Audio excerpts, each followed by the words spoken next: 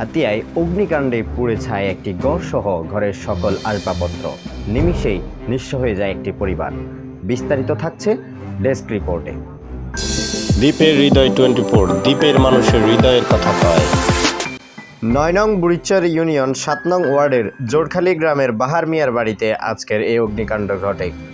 জানা যায় আজ দুপুর 11টার দিকে তার স্ত্রী ভাত রান্না করার পর চুলার পাশে পাতা রেখে যায়, যার থেকে আগুন ধরেছে বলে জানায় স্থানীয়রা। পরে ঘণ্টাখানেক চেষ্টা করার পরেও আগুন নেভানো সম্ভব হয়নি।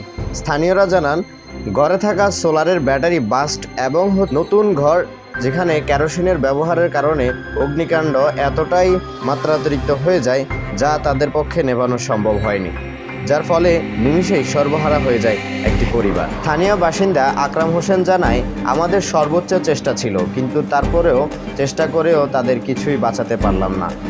কারণ হচ্ছে ওই ভাত রান্না করে চুলের উপরে রাখি গেছে।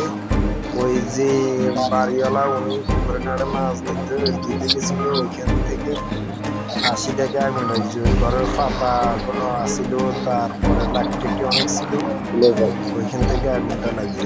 যে রুয়া দিছে রুয়া কেরাসিনের মোবিল জানা লাগে, ওইটার দিয়ে আগুন বেশি দিচ্ছে।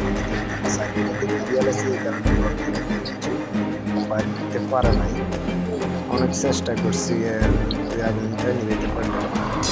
দ্বীপের হৃদয় 24, দ্বীপের মানুষের হৃদয়ের কথা কয়।